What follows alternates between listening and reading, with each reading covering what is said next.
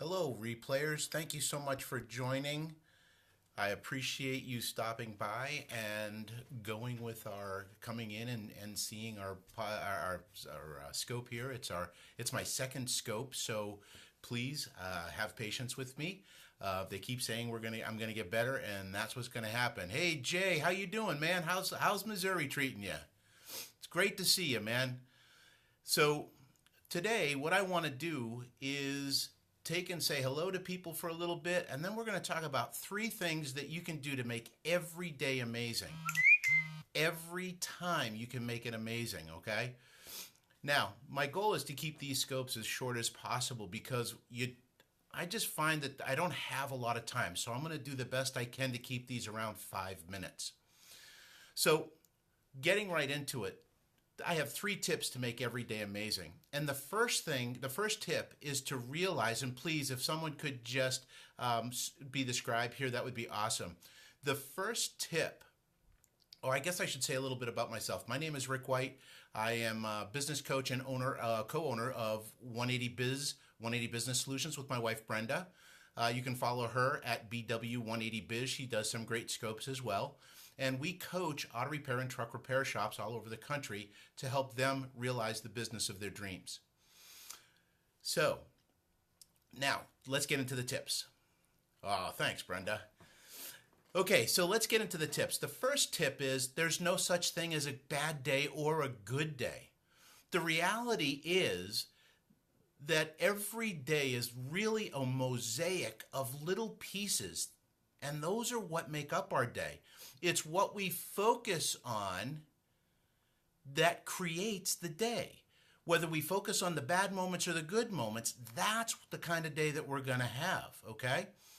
And that's really important to remember, is that a good day is just because of what you're focusing on, and a bad day is the same way in reverse. The second tip is to realize what you can control. Stop being or trying to be the manager of the universe. You're not prepared. You're not qualified. We've already got one. We call him God. Thank God. So don't try to be the manager of the universe. You've got to understand what you can control.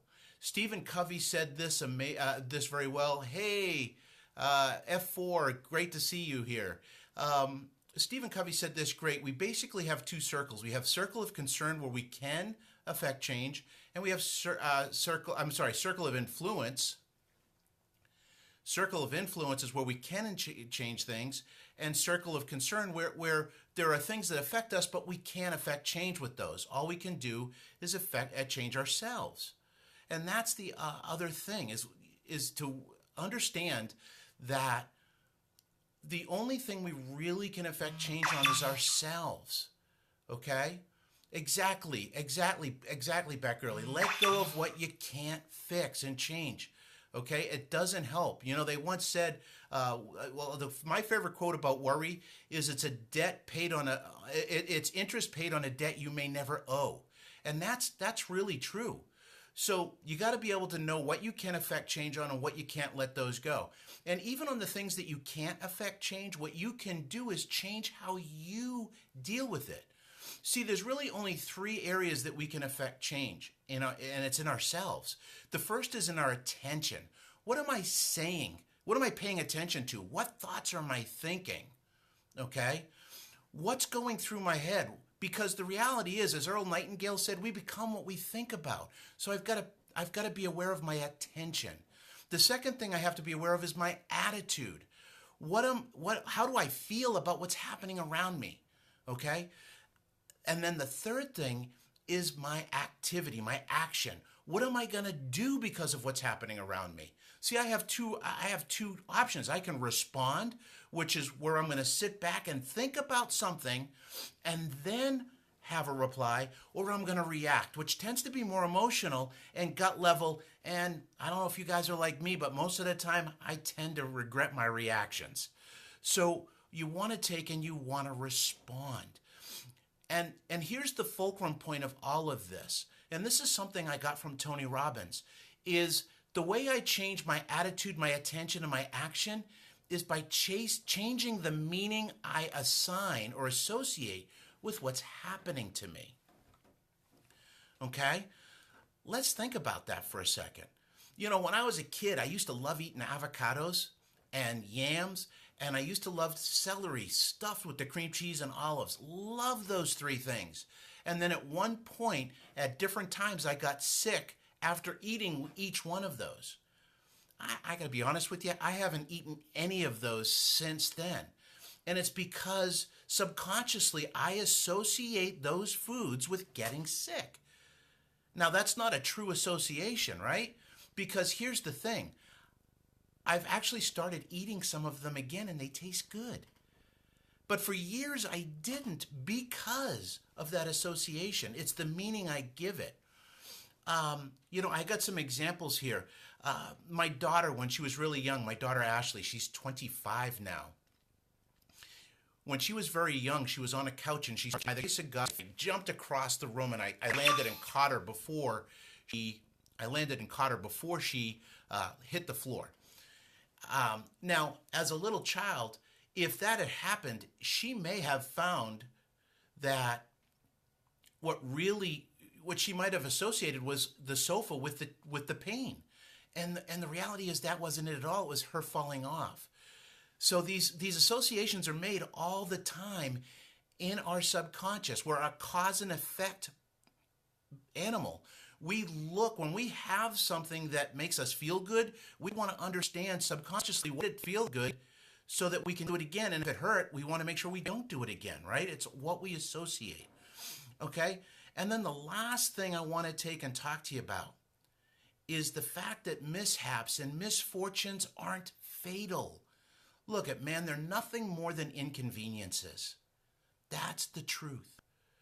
I recently was out to Las Vegas and the Grand Canyon with my wife, and we took a beautiful time. And when we left, and all of a sudden we're 3 hours, and I realized I left my iPad in the room.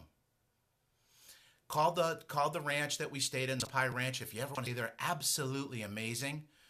But what I found was I had to call them up, get the iPad back to me. It took over 2 weeks. Now, if anybody knows me, my nose is constantly in the iPad, reading a book or searching on new material and thoughts. So I've been ready for let control my days, but I refused to let it.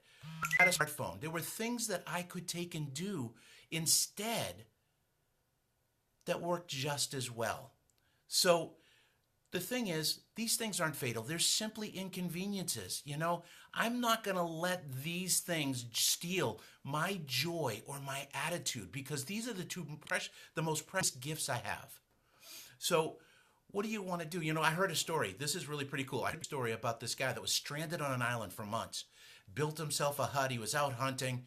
He comes walking back and his hut's on fire. And he's thinking to himself, really? I'm already stranded. Why would I even want to do this? I'm going through, my hut's burning. Come on. And then all of a sudden he sees a boat coming into shore. Hey, Marine. Bad girlie. I think my wife could say the same thing.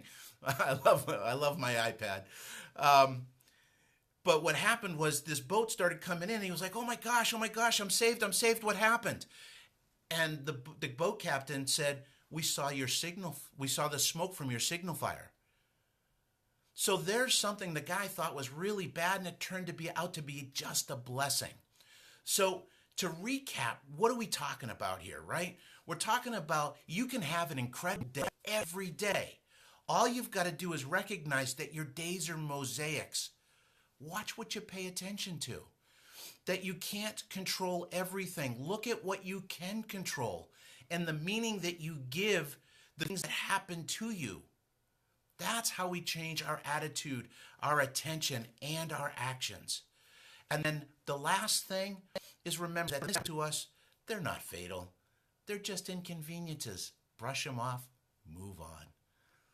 So listen, I hope I kept this down to about 5 minutes. I'm going to take a check. Next time I'm going to take and put a...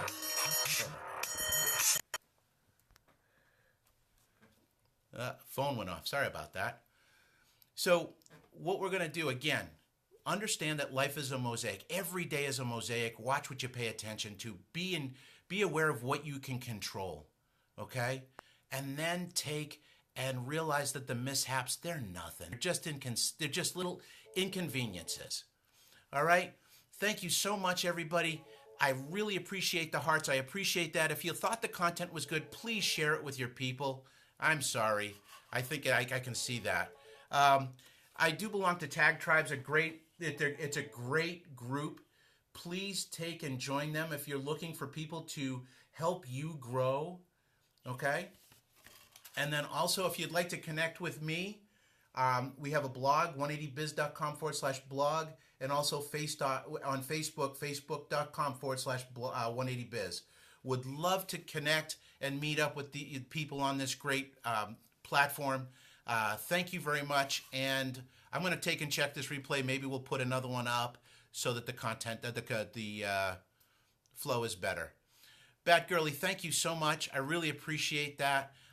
If I replay it and it's bad, I'm going to take and redo it so that we can have this content up. I think we need a library of this.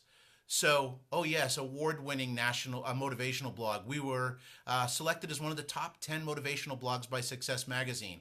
That'll be coming out in January, so I'm really excited about that. So listen, I'm going to take off. You guys have a great day. Thank you again so much for the hearts and for sharing. Please, if the content was good, let's get it out and let's have everybody to have a great day. Thank you very much.